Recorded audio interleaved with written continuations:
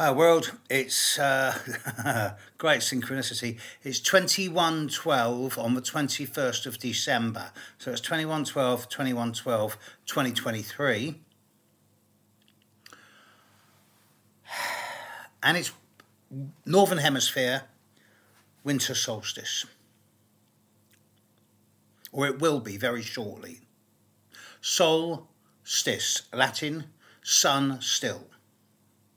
The sun is at its furthestmost point from the ecliptic. It is overhead over the Tropic of Cancer. It is at its lowest on the horizon from our geocentric perspective in the Northern Hemisphere. Conversely, in the Southern Hemisphere, you're in the middle of summer.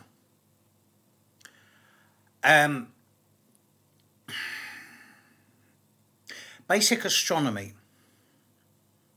When you look at the sun in the sky, and the full moon, which are to the naked eye the same size, you are looking at half of 1 degree in width. The sun is actually half of 1 degree. The sun moves 1 degree every day, plus minus a couple of minutes, depending on how close the Earth is to the sun. But an average of fractionally, like 59 minutes, 48 seconds per day on average. So fractionally under 1 degree a day. So to all intents and purposes, the sun moves 1 degree a day. The sun is half a degree wide. So from the moment the outer edge of the sun crosses a point, and then the center of the sun crosses that point, and then the other outer edge of the sun crosses that point, will take 12 hours. Solstice in the Northern Hemisphere, depending which ephemeris you use.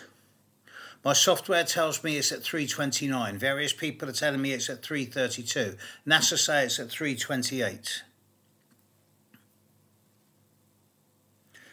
But about now, the very outer edge, the coronal edge of the sun, is just now beginning to cross from Sagittarius into Capricorn. And when the centre of the sun crosses that point, at least from a geocentric perspective, it will be solstice. And then the whole of the sun will be into Capricorn by about 9:30 a.m. UK time tomorrow morning. The moon is also changing sign tonight. The moon will be void for 3 minutes. Wow. Something like 10 to 2 in the morning. No, 10 to 3 in the morning, something like that. The moon will be passing sextile to the sun and then trining the sun, and then moving from Aries into Taurus. As we speak, there is a beautiful moon in the sky at the moment.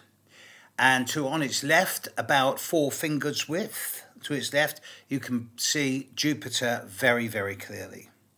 This time tomorrow night, the moon will be 4 fingers width to the right of Jupiter. And if you're fortunate enough to be living on the other side of the world to where I am, so if you're in Singapore, Australia, you should see a pretty damn close Moon-Jupiter conjunction in the next 12 hours. This is the darkest time of the year where I am in the Northern Hemisphere. And I've been doing a lot of stuff on Pluto and the 8th house and the 12th house and dark stuff over this last year, as many of my clients know. They keep coming back for more. They must be masochists. And dark isn't negative. It's just the absence of light. And if you can't work with the dark, don't work with the light.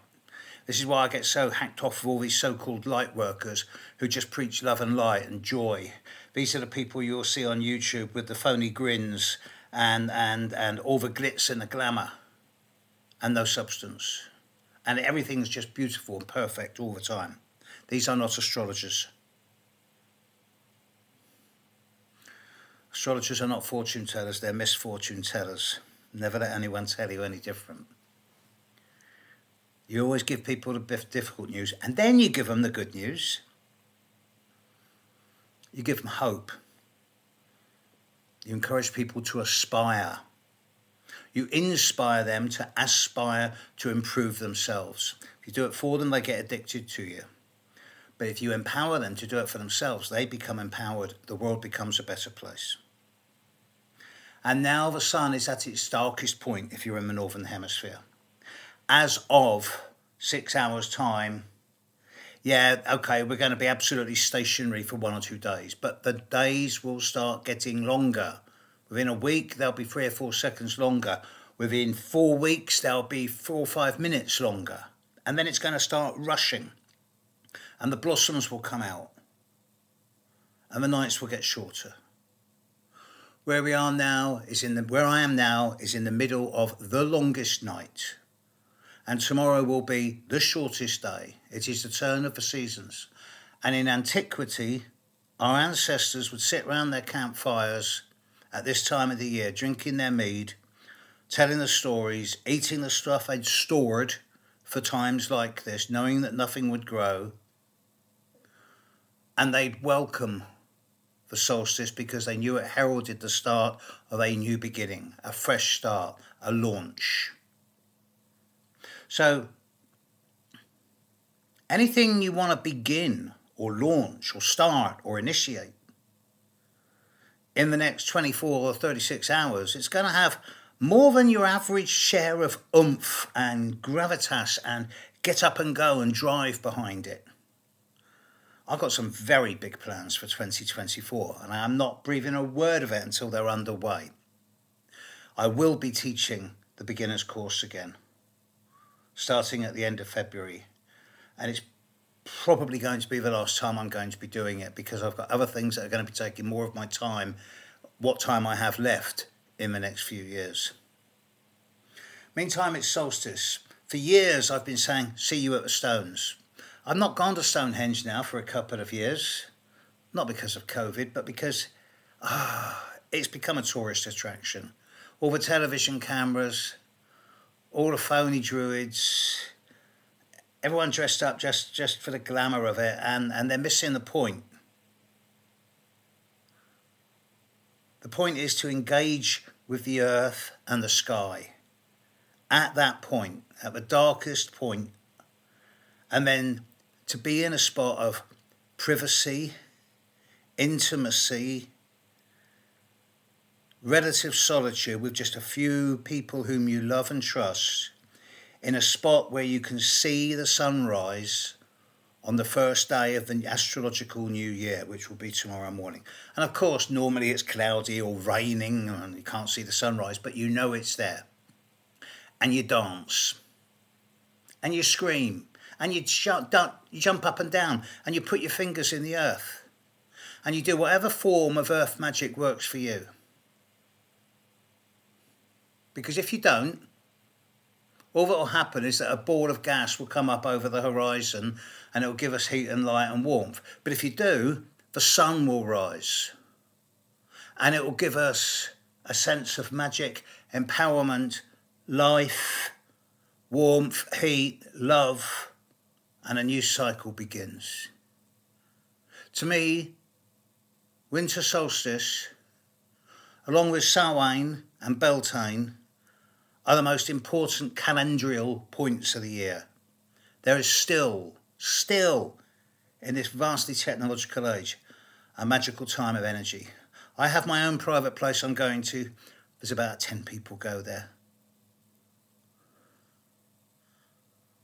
I'll be back tomorrow at some stage. And the New Year videos will be out soon. But meantime, it's solstice.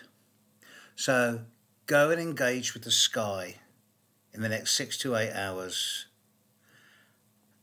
Bring heaven down to earth. You're the interface between the earth and the sky. And right now, it's the most important time of the year to celebrate that. Have a great solstice. See you later. Bye.